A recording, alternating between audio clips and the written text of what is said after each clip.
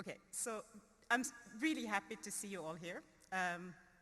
Debraj Ray is a professor at New York University. And needless to say, Debraj has been highly influential, and his work has been very, very important for us working on development economics and beyond. He has written what I would call a go-to textbook on development economics. And that book has been around for decades, but I still go there when I teach development and particularly measurement of inequality for my students today. So the book is very well organized and clear, even when quite technical issues are being discussed.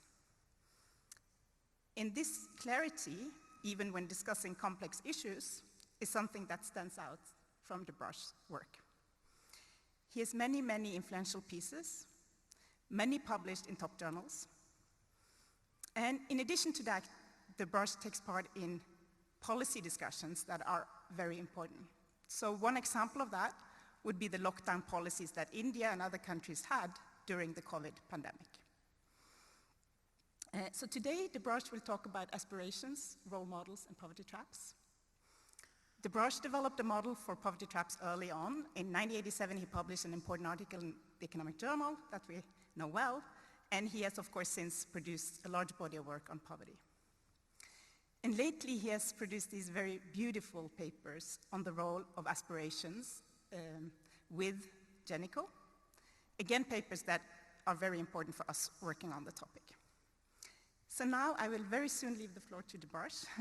I will just mention that Sonya Krutikova will give her perspectives on this topic, and I will introduce her before she's speaking. So thank you. Please, the floor is yours. So half an hour? Yes. That sounds good. Yes.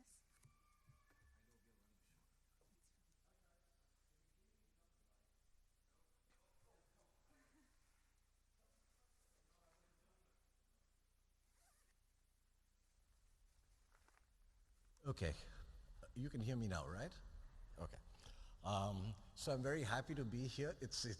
I've never given a talk in this sort of setting with such a small ratio of people to space. Of course, I've given talks with much fewer people. That's not the point. But the ratio is fantastic, actually. I'm really enjoying it. So if you don't mind, you can actually move up so we can make this a little bit more intimate. But if not, that's fine with me.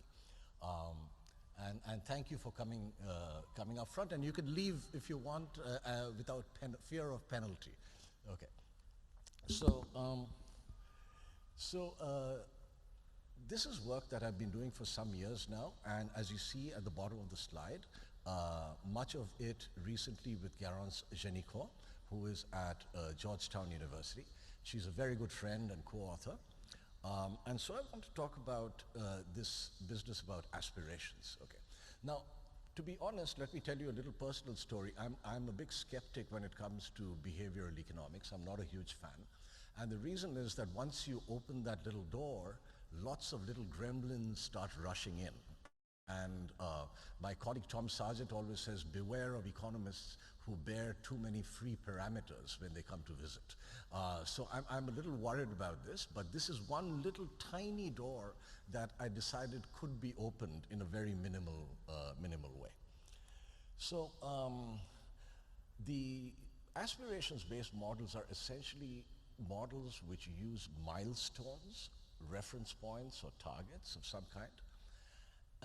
This is very familiar to many of you who work in behavioral economics, but the emphasis here is that this is not an internally determined reference point, but something that's socially determined by people you see around you. Okay? So the explicit idea from the get-go is to make your own utility function, as it were, dependent, not in a very loose, wishy-washy way, but in a very structured way on the society that you see around you. So as I said, there are close relatives, which are reference points in behavioral decision theory, but emphasizing the social determination. And of course, this fits into the broad area of relativistic preferences, yeah, that, going back to people like Thorstein Veblen or Duesenberry and Robert Frank and so forth. But the aspirations approach has its own set of specific predictions. And since I have only a few minutes, I wanted to actually emphasize just one of these predictions, and that's the title of of the talk, which is, it's the roots, I think of it, of inspiration and frustration at the same time. So my own thinking about this comes from, of course, from development economics. And I wrote, as Ingvild said, a textbook in 1998, where I did talk about the role that aspirations play in sort of both frustration and inspiration, complacency and so forth. But my other interests also in ethnic and economic polarization, where I've worked with Juan, bear on this topic. And I guess most importantly is the third bullet point here, the idea due to Hirschman of the tunnel effect, where, well, I wish I had more time to talk about the tunnel effect, but very briefly, you're in a multi-lane traffic jam, and the lane next to you after 2 hours starts to move. And Hirschman's basic question is, do you feel happy about that or sad? Yeah? And I think it's a very beautiful question. And the same movement can initially make you happy, and if continued for a while, can get you very frustrated indeed. Okay, so that was a parable, Hirschman's parable, which stuck in my head for a long time. And of course, my own thinking comes from bringing up my own kids, thinking about how to tell them that they're good but not too good, because that's again similar to this Hirschman idea. So, you know, for me, it's, even though, as I said, I'm not a behavioral economist, it's crazy for me, after so many years of doing economics, to think of individual preferences as an independent object. They fundamentally depend on the lives of others. And I think it's absurd to think about things like inequality, unrest, conflict, etc. without this. And of course, because of the advent of social media, the internet, and quicker doubling times in incomes over the developing world, this is a treadmill whose slope is constantly increasing. These lives are on ever sharper display, right?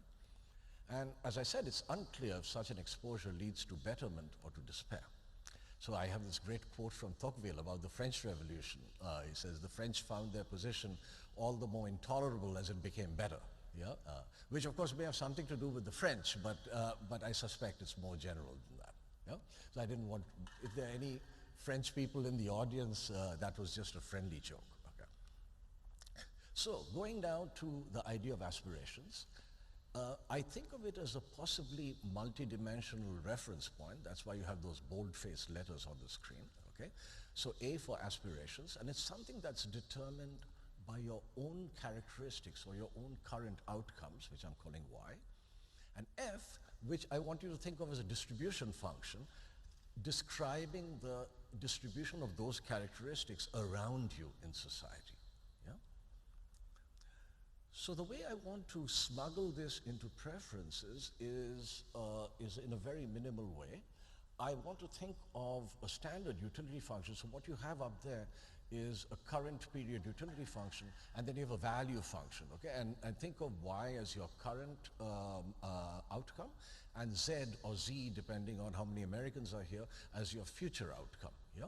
And then K of Z is an investment that you make to try and get to Z, and there may be stochastic shocks and so forth, but let's just leave that out for a second. So the W0 that you see is like the value function of your future Z, right?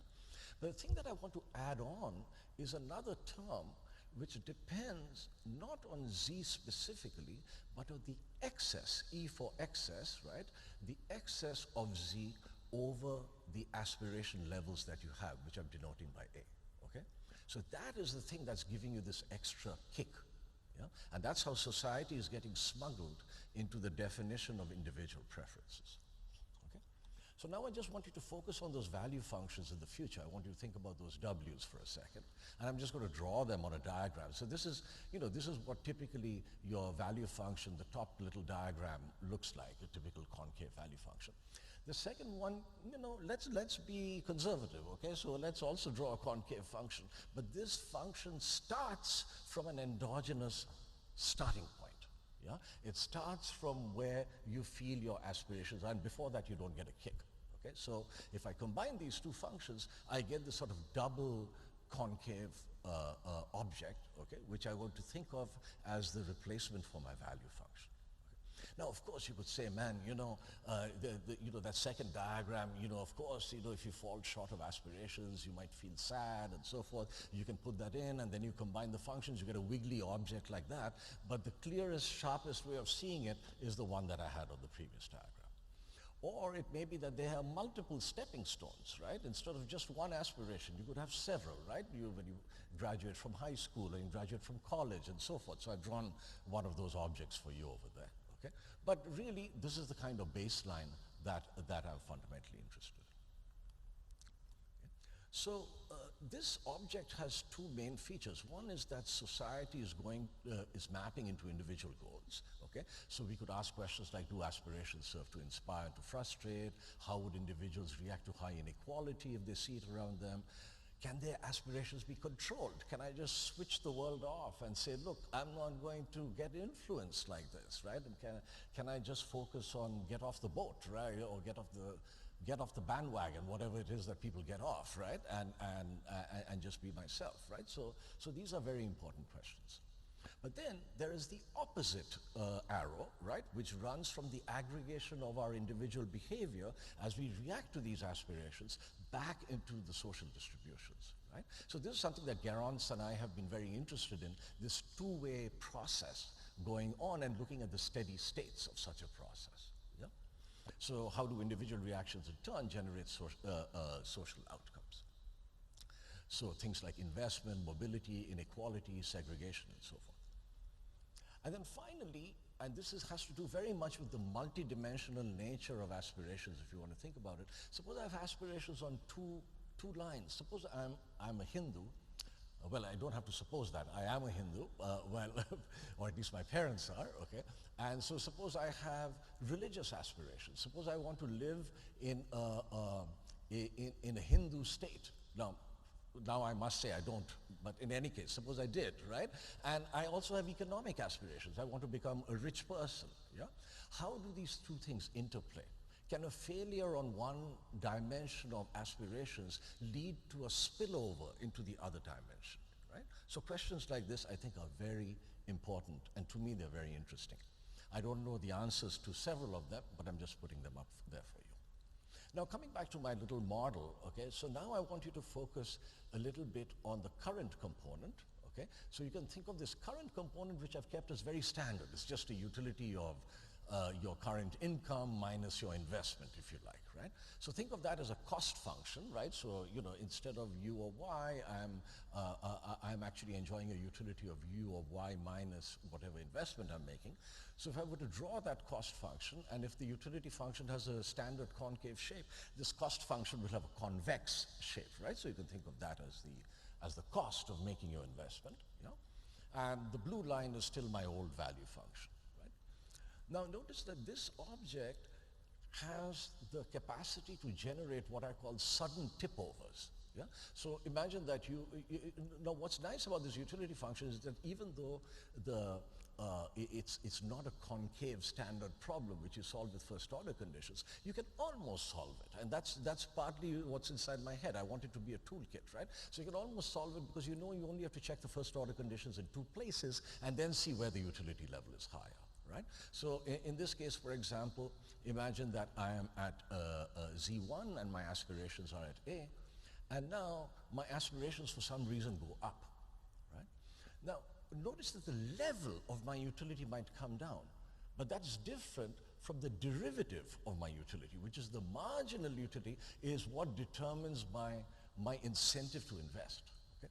So as I pull down the utility function and move to the right in aspiration space, I tend to increase my investment, yeah, because my aspirations are moving up.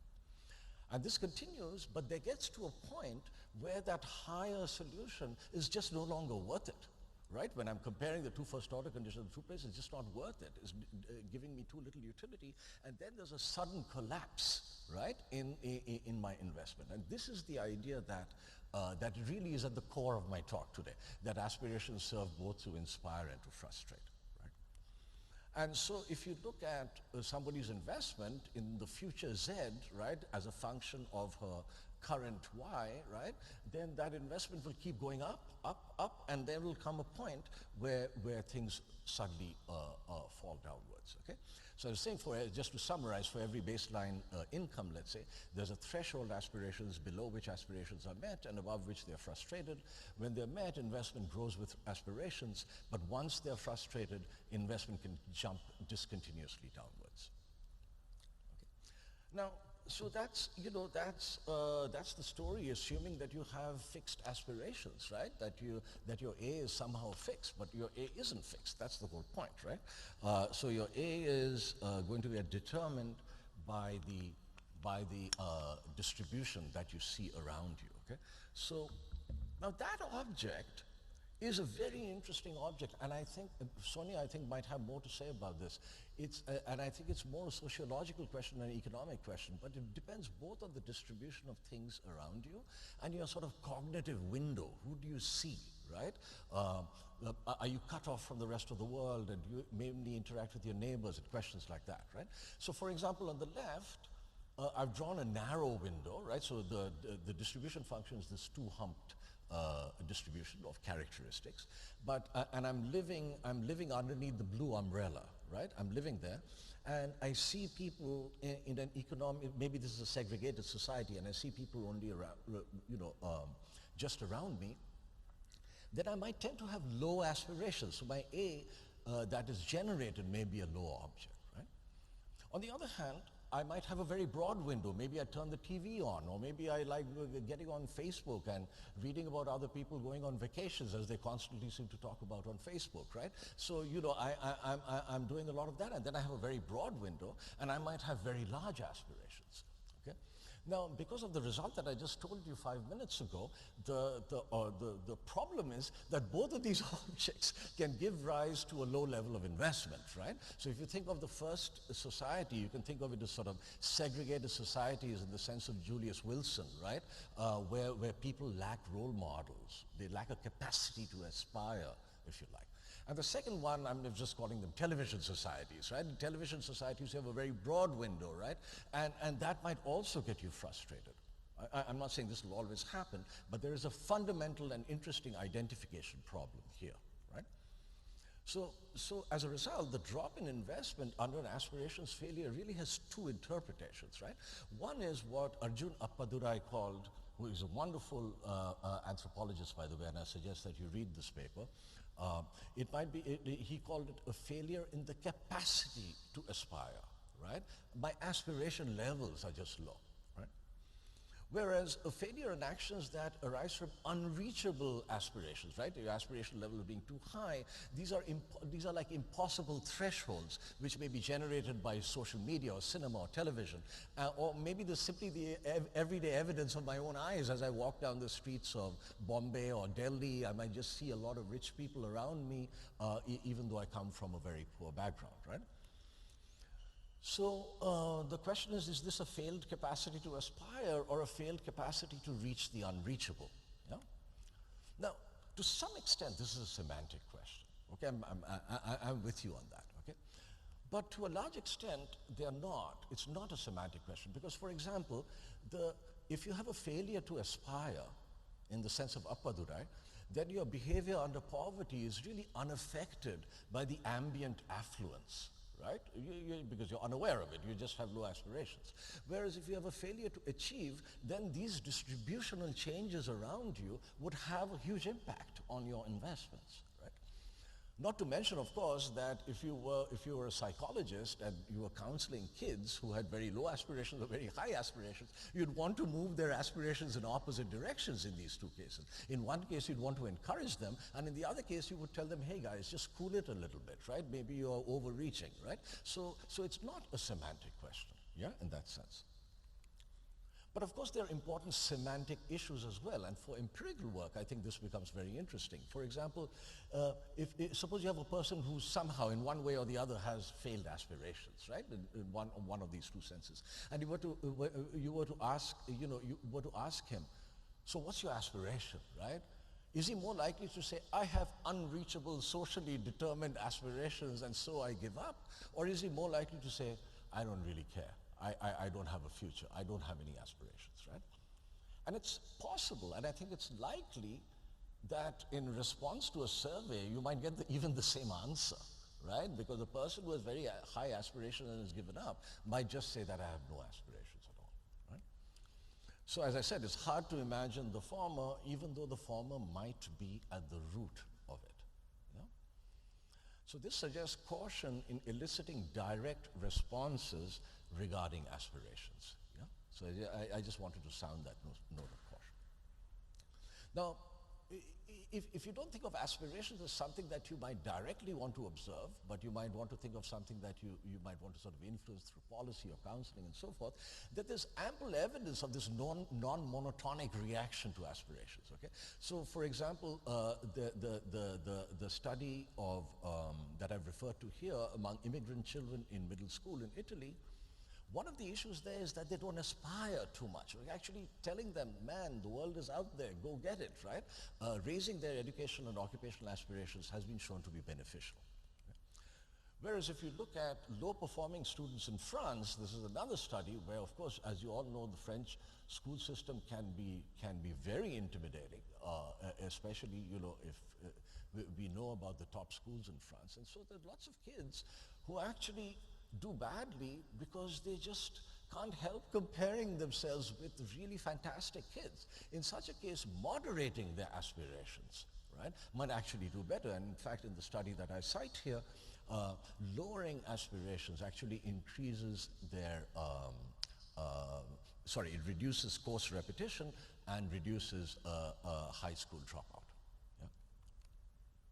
So this idea, there's a number of papers I've cited here, I can send anybody the slides if you're interested, by the way, is that this notion of very high aspirations leading to disappointment, frustration, social withdrawal, and any parent who's had kids, right, they will know that this, you know, maybe telling your kids that you're amazing all the time, when the kids get out into the real world, they see that, you know, they can have a very hard time of it. Now, there's other evidence, interestingly enough, from social psychology, sports, intertemporal planning, that goals, the evidence being that goals that lie ahead of you, but not too far ahead, provide the best sorts of incentives. Okay? One example that I like a lot is from my buddy Dan Bernhardt at Warwick, who has a lovely paper on when young swimmers go into the next competitive bracket, right, who age, they just age and therefore they are put into the next competitive bracket where they're coming up against better and better swimmers, right, they tend to swim slower. Their swimming times actually go down, people at the lower end of the bracket, right, because they get discouraged. So this idea of an inverted U, I think, between income aspirations gap and proxies of future-oriented behavior, I think are very important.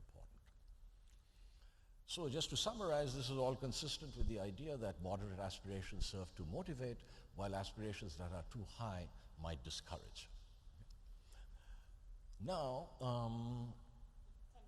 10 minutes. Okay. So, so let me go quickly over two more topics and then, you know, very simple topics, and I'll stop. One thing that I'm interested in is applying this idea of aspirations and economic change to conflict, okay? And the way you think about it, let me skip over this slide here. I can just go here very quickly. So imagine that there are two kinds of investments that you can make. You can make private investments into bettering your own life, or you can make what I call dominance investments. Namely, I don't know, you just join some sort of group which is preaching ethnic superiority, or you join a hate group against immigrants, or you join some sort of fundamentalist group which seeks to beat up another religious group and so forth. And so here's what a standard model would look like. You'd have two concave functions describing your payoff. There's a private payoff and there's your collective payoff, right? In this model, if you swiveled the blue function and made it steeper, right? Let's say you had, for some reason you wanted to invest more. Let's say you just put in aspirations there, but keeping the model concave, right? Well, then the function would swivel on the basis of that dotted line. Your private investments would go up, and, you know, we are economists, so your dominance investment would come down, right, because of a budget constraint. Yeah? But if you look at a model like this, what might happen is that initially when you are faced with high inequality, your private investments will go up. But at the point where it tips over, it might spill over into an increase in dominance investments. Yeah? So dominance investments may look like this. If I put my own income on the horizontal axis, and I look at the frustrated aspiration zone, which is on the low side, and the word bodies over there is to say that I then participate physically because I'm poor, so I participate physically in conflict. Whereas, of course, if your aspirations are satisfied, then you're okay. But of course, as you become very rich, you still want to make investments in those dominance investments, but you do so with money. Okay, and so this is this synergy, that the fact that high inequality within a group can lead to a synergy of money and bodies in precipitating conflict is something that I've been very interested in. Yeah. So that's one theme I wanted to talk about. And let me go quickly on because I want to give Sonya some time because I know we are backed up against the next session. So I'm going to skip this. And I want to tell you something about some work that I've been doing of late with three of my very, very close friends, Garance again, Laura Mayoral, who's in Barcelona, and of course my very close friend, Joan Esteban, who's also in Barcelona. And we are now, so this is another application of the idea of aspirations.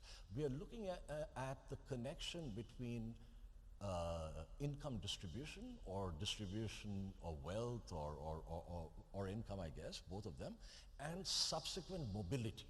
Yeah? So distribution and mobility, that's the topic. Now, you guys, a lot of you might know that there are several reasons to have positive connections between current inequality and future mobility. You think of the convergence model, right? Just the solo model. That will give you, if you're more unequal, then because of convergence, you'll tend to come back towards a steady state which is more equal, right? So you'll get more mobility.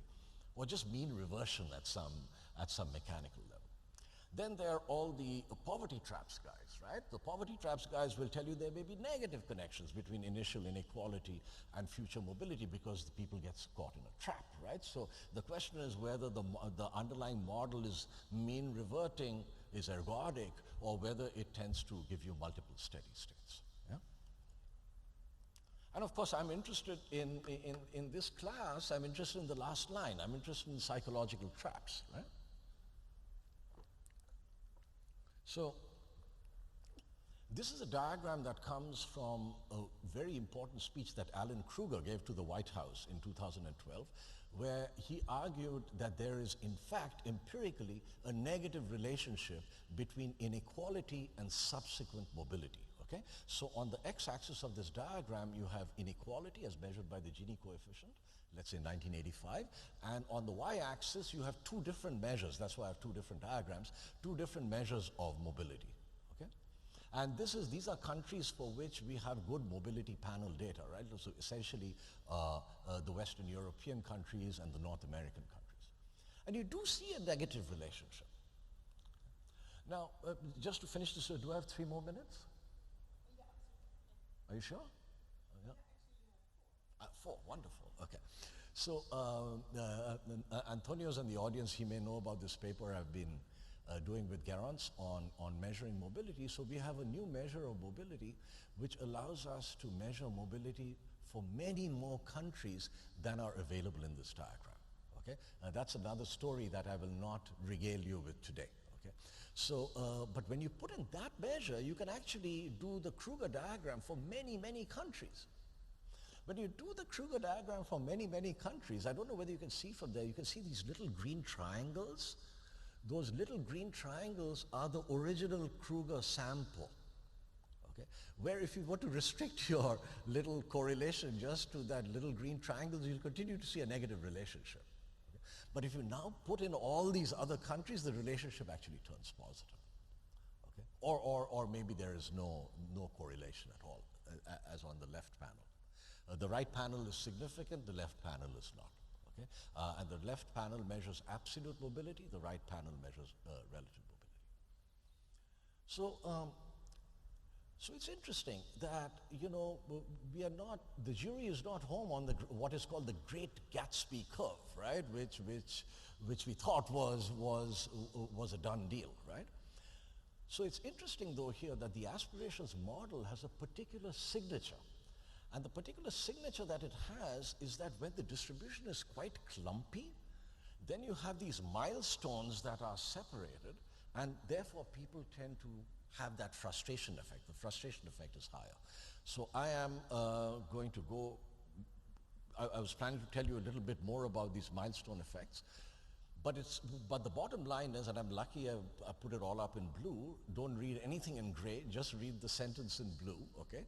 So this exercise predicts a negative relationship, not between inequality and mobility, but the exercise that I was going to tell you about predicts a negative relationship between polarized distributions and mobility. Okay? And so I want to end by saying that our preliminary analysis seems to suggest that this negative relationship is in fact borne out, not in the set of 86 countries because we don't have polarization indices for all of them, but in the Luxembourg income survey, the 37 countries I think that we have, you do get a negative relationship, but this is very tentative. Okay. So I'm going to end here. I want to just say that an entire research program can be built around this aspirations framework. I'm very excited about it. I want you guys to get excited about it. And what we've discussed here are aspirations, failures, and poverty traps, connections to social conflict, and a little bit about socioeconomic mobility. But, you know, you could talk about the co-evolution of growth and inequality, the impact of segregation on incentives, on risk-taking, how people double down when they get bad shocks, on optimal goal setting, on aspirations and policy, and finally on notions of self-esteem. I'm sure there are other topics that we can think about. But I think this is a good point to end. I'll stop here. Sorry for going over. Thanks.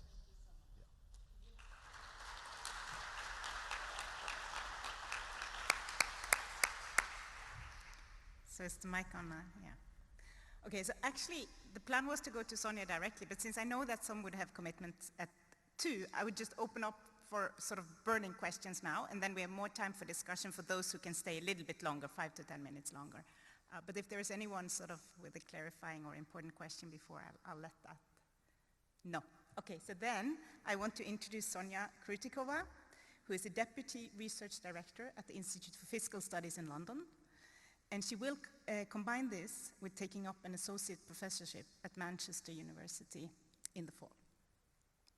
She works on understanding the drivers of inequality and the intergenerational persistence of disadvantage. As part of her research, Sonya has conducted large randomized controlled trials, and she has taken part in huge longitudinal data collection efforts, such as Young Lives, I should say. She has won prizes and fellowships for her early career achievements and published in journals like GA, PNAS, and Quantitative Economics. She's also currently revising a set of papers for top journals. She has worked on large programs for adolescents in developing countries, and she will now enlighten us about some empirical evidence related to the topic of today, and also some empirical challenges. So please, Sonya, the floor is yours.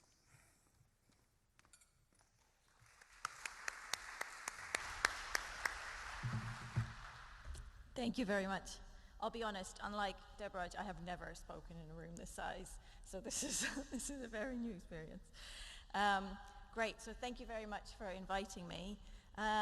So I see Debraj's work as a kind of cornerstone to growing body of work that thinks about internal and not just external constraints that might prevent individuals from improving their outcomes.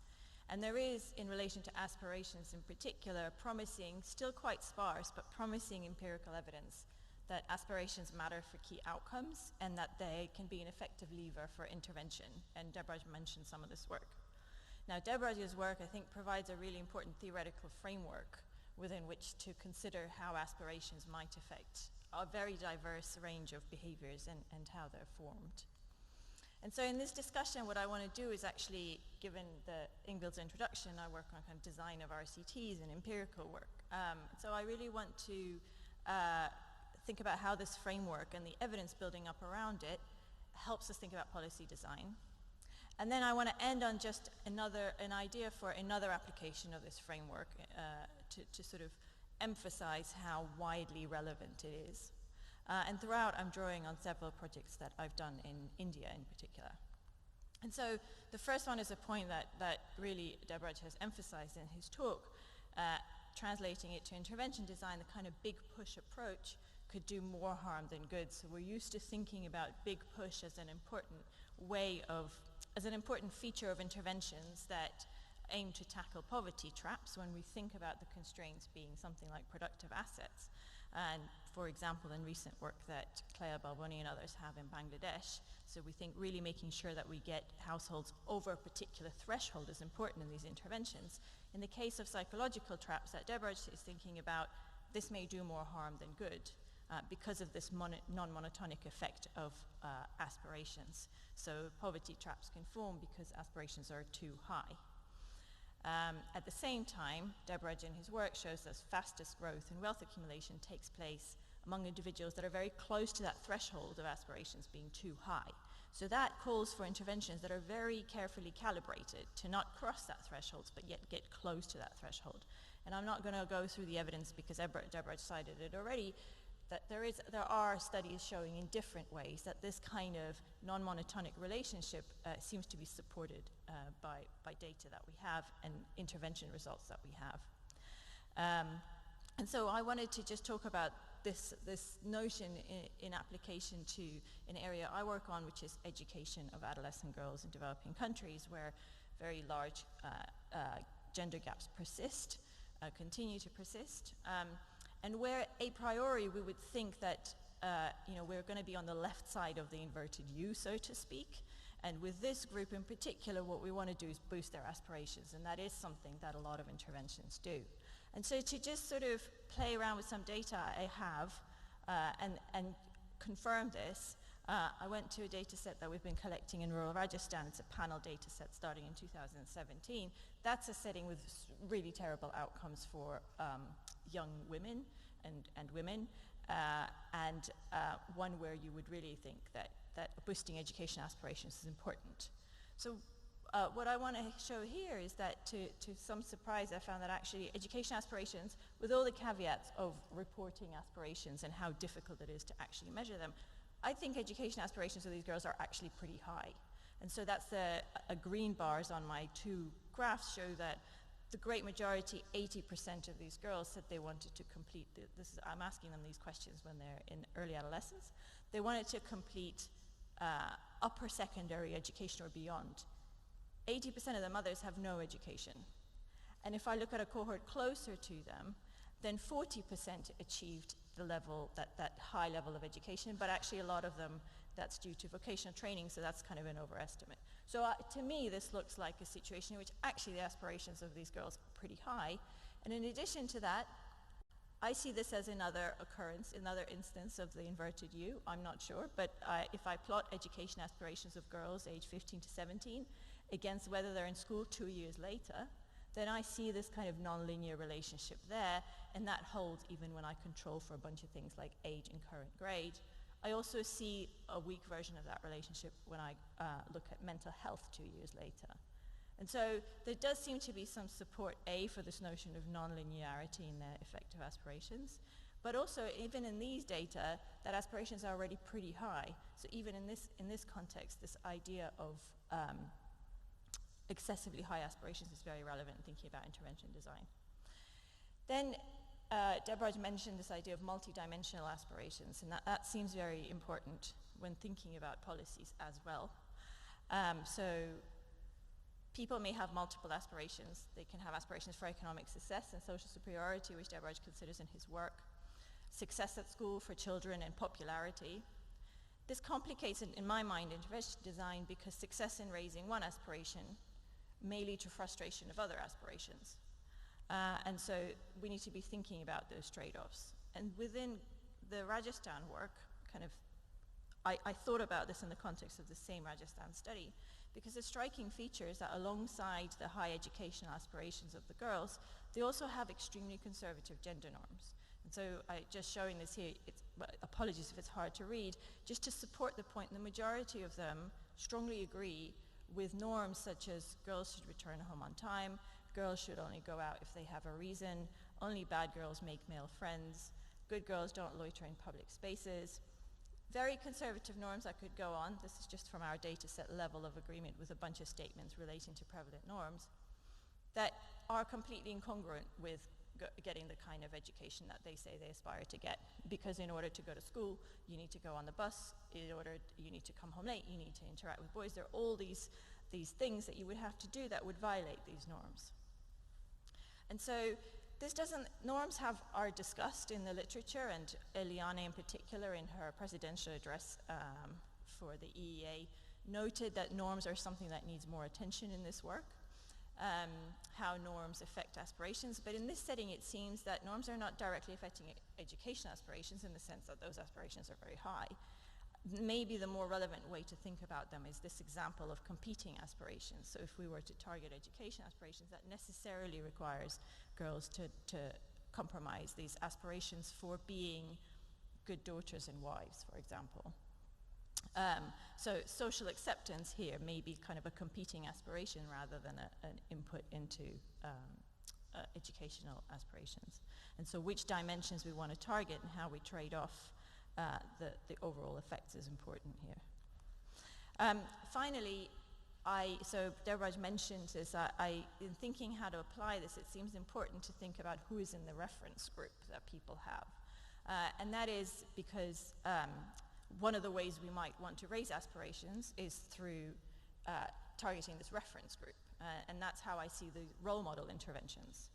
Now, if we want to do that, we sort of need to know what this reference group is, especially given evidence that congruence of role models is important in interventions. So role model interventions are particularly effective when there's a good match between, in terms of the kind of role models that are chosen. And so this is just a descriptive. I thought it was quite neat from data that I collected with Pramila Krishnan 10 years ago in Mumbai slums. And as part of that study, we actually asked young people who their role models were and asked them to describe the attributes that they really think are important, that they value in these people that they look up to. And so this word cloud just shows the sort of characteristics that come out.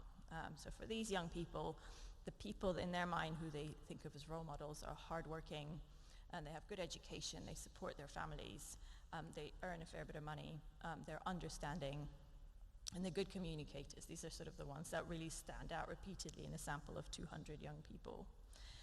But this is just sort of to motivate and really start thinking more specifically about who is in the reference group. Are reference groups different for different dimensions of aspirations? How are reference groups affected by past choices of individuals? There's really very little evidence on this. The work that has been done does seem to suggest that, especially in more remote settings, and this makes sense, these groups might actually be quite local. And so really include people directly in your vicinity. And then a question about how behavior in reference groups might evolve over time as well. If reference groups are very local, then potentially your own behavior affects their behavior. But also thinking about whether some of the norms change theories might help us think about why behavior in the reference group might change over time. So those are the sort of, I think, elements of, or a subset of elements of Debraj's work that I thought were particularly salient for really thinking about how we take that to policy design if we want to be targeting aspirations.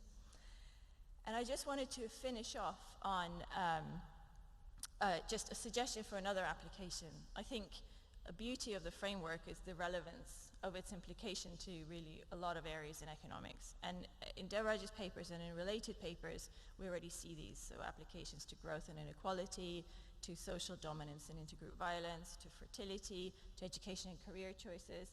I wanted to think about whether there's also potential for application to study of migration in developing countries. And here, even before we get to the sort of big questions that are the big questions in that literature, intuitively it seems obvious if we're thinking about migration in developing countries and we're thinking about rural urban migration in particular, that what happens is individuals move to a different setting and their reference point changes. and therefore their aspirations might go up quite a lot. And so that change in the kind of social influence is clearly a feature of migration, so has a place in thinking about migration. Now, the long-standing question in terms of thinking about rural urban migration in developing countries is why we don't see more of it. So we see quite high returns to migration in several studies that are fairly well identified. We see persistent big gaps in living standards between rural and urban areas, so why is there not more migration? And there are several hypotheses, but none of them are really totally supported by the evidence. The one that I thought was a good motivator for thinking about applying Debraj's framework is a literature that's not super robust, and a lot of it is not in economics, but really thinking about the fact that migration is a miserable experience. And one of the justifications given for that is the sort of social comparisons point. So that seems to then really lead very naturally to thinking about Debraj's framework as a way to extend models of migration to formalize this, and to sort of add this idea of socially determined reference points to how we think about the migration decision. And then that then allows for the kind of consumption premia that we see, the sort of differences in living standards, to be consistent with a migration equilibrium in which migrants need to be compensated for welfare loss that's due to the increase in their aspirations as a result of moving to wealthier areas. And this is motivated by work we've been doing with a famous 30-year panel ICRISAT dataset with Stefan Derkon and Pramila Krishnan, looking at migration in that context between the years of 1975 and 2005, and finding a fairly robust result that there are these big consumption premia to migrants, and migrants do have much higher consumption than members of their families who stayed in the villages that they come from. But there's no evidence of improvements in subjective well-being, which we measure quite well. And that seems a pattern of results that, at least it's sort of from the outset, is quite consistent with a setup with this that I've just talked through. I'm going to stop there, but thank you very much, and thanks, Debraj, for a great talk. Thank you so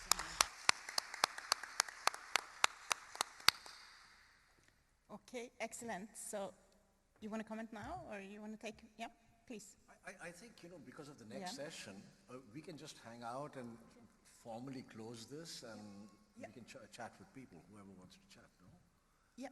Is that okay, or if somebody wants to make a comment? So we have microphones, so it's possible to raise your hand and ask a question. Vasiliki, please. Thank you very much for a very aspirational talk. So I want to ask a following question that relates to both presentations. So in the theoretical framework, K of Z does not depend on aspiration levels per se. So I could imagine that moving, let's say, to a society where social mobility is higher, and actually I need to spend less Z to achieve a certain A, would that richer dependence on K on A itself could generate different patterns and kind of change this relationship of U-shaped effect of aspirations. So basically I'm trying to understand whether the environment itself and the way it helps us achieve higher goals via social mobility has interacts with the aspirations themselves.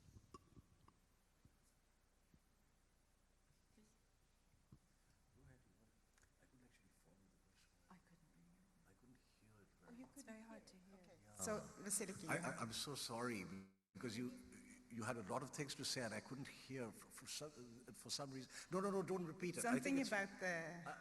I think there's a huge echo here. I think let's just chat about it. Is that okay? Yeah, it's just those on Zoom. I think there are people on Zoom, so I'm a little... But we can close. We are very close to ending. It's just 1 minute anyway. But those won't hear if we're not using the mic, so that's the issue. But we can chat about it afterwards. So, Vasiliki, you want to just try again and see if we can hear you? Okay. No. Can you hear me better Okay, now? so we can close the session. It's okay. I think those on Zoom would be fine as well. So thanks a lot, everyone, and let's chat, okay? If you have questions, stay. And if not, go on to the sessions. I know there are more sessions coming up. So thank you all for coming. Thanks, guys.